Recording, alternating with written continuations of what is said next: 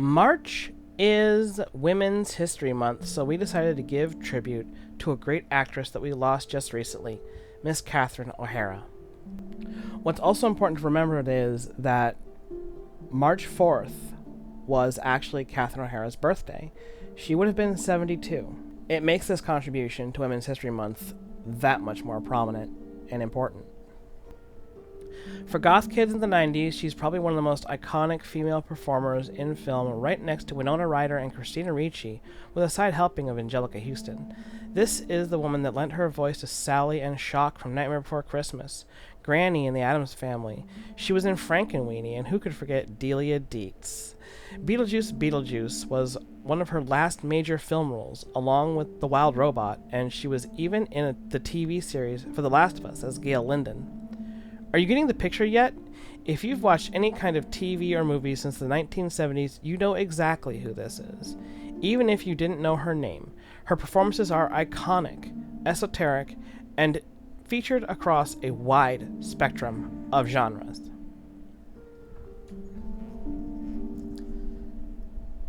Catherine O'Hara's early career mirrors the quintessential 1970s trope where she initially worked as a waitress at the Second City Toronto location. The Second City is the oldest improvisational troupe based out of Chicago, with secondary locations in both New York and Toronto. It has been the starting point for many filmmaking legends from Joan Rivers, Harold Ramis, Billy Crystal, Bill Murray, Chris Farley, John Candy, Stephen Colbert, Mike Myers, just to name a few. During Catherine O'Hara's employment, she served as an understudy for SNL alumni Gilda Radner, whom she also co-starred with in Witches' Night Out. Once Radner left Second City to join the original cast of Saturday Night Live in 1975, O'Hara stepped into the main troupe. A year later, she became the founding member of Second City Television, a sketch comedy show that was similar in scope to SNL.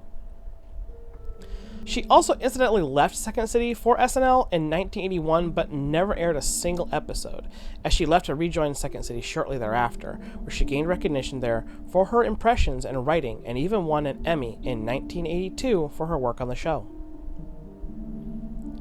After Second City TV is where she really started making a name for herself. For 90s kids, especially goth 90s kids, she's an icon.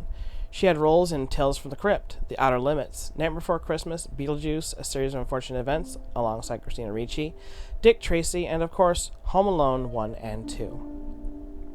She was in Chicken Little, Over the Hedge, Monster House, and even Where the Wild Things Are. This list literally goes on, and I could be here for an hour listing all of her accolades. So as a tribute to her work, we decided to reimagine one of the most famous scenes from Beetlejuice. Towards the end of Act 1, Lydia and the Maitlands stage a prank while trying to successfully scare the Deetzes away from the house. They possess an entire table of dinner guests and force them to perform Deo, the Danboat song, by Harry Belafonte. The scene ends when the cocktail shrimp goblets come to life in a jump scare that literally caused me to fall out for the first time I saw it. No lie, I remember getting up and dancing along with the song while watching the movie. I must have been 6 at best. Those shrimp cups came to life, and I fell out like Kate McAllister. Still, one of my favorite scenes of any movie. Hot take, it was 100% better than jumping the line at the end of the film. Oh, but what's it got to do with Tales of Atonement? Didn't you know? Before Cassandra married Matthias, her family name was O'Hara. And she's a redhead. Physically, Cassandra is based on a mixture of Catherine O'Hara and Helena Bonham Carter. And given the fact that Edna is based largely on Angelica Houston, seeing the two of them together, you could almost imagine what a meeting of Delia Deetz and Morticia Addams might look like. Personally, I think that Morticia would like Delia way more than Delia would like Morticia. Delia had these really macabre sculptures that I think all of the Addamses would have appreciated, and I see Lydia and Wednesday bonding on a fundamental level. But that's not what this image is suggesting. You'll find out who's on the other side of this soon. But first, I got to ask you guys to say his name in the comment section. Give me a round of Beetlejuice down there, and also like and subscribe. Real talk, subscribing is honestly the most important thing you can do for our channel. Likes and comments go a long way, but subscriptions is what really tells YouTube we're interesting. Not to mention YouTube has been purging subscriptions lately from inactive accounts, so check to make sure you're subscribed. It helps us out so much more than you may realize. On January 30th of 2026, the Los Angeles Fire Department received a call from O'Hara's home in the Brentwood area of Los Angeles regarding a woman experiencing difficulty breathing. She was then hospitalized in serious condition and died that day at St. John's Health Center in Santa Monica, California at the age of 71. The cause of death was later revealed to be from a pulmonary embolism with rectal cancer as the underlying cause. She was cremated and her ashes were given to her husband, Bo Welch, who was the production designer for Beetlejuice, but also Edward Scissorhands, Batman Returns, Men in Black, and The Wild Wild West. Not to mention Lost Boys.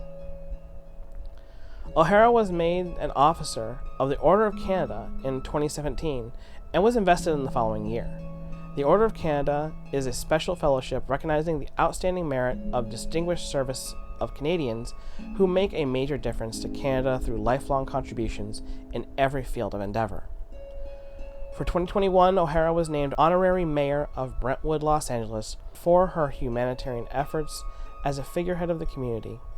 Ironically enough, serving alongside Eugene Levy, her lifelong friend and colleague, who was named Honorary Mayor of Pacific Palisades that same year.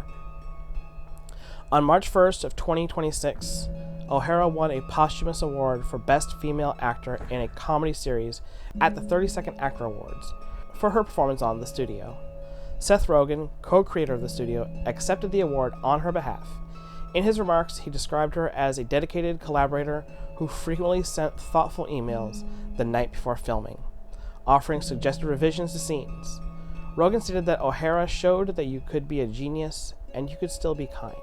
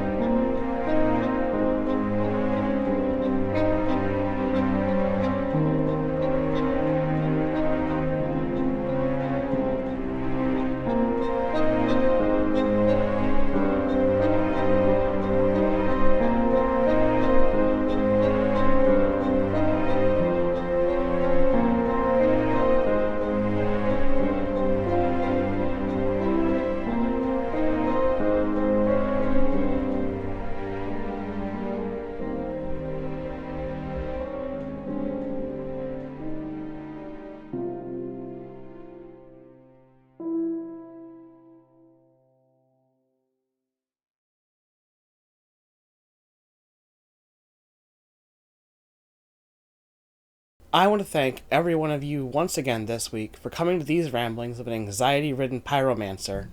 And her dragon best friend. We're a small team just doing our best to bring our stories we've loved for decades and hope they're the kind you like too. With a side info dump of psychology, lore, history, and social awareness.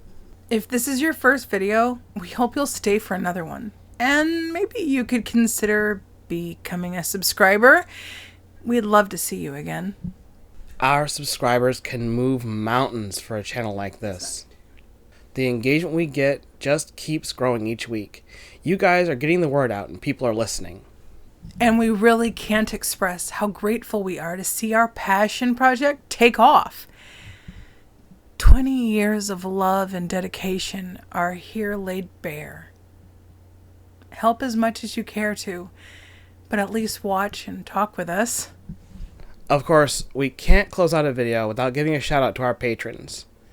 Emily Masternardi, Heinrich 28, Pammy Poo, JC Moreland, Shadow Fox, Charles Tam, Arya Gamari, Lundair Lumen. But also don't forget our channel members, Moose Now, Jack McLeod, Plebe 64 Potato, Lundair Lumen, 7 Stars Sanctuary, and Chained Furry, Many a Mickle Maximuckle. See you next week.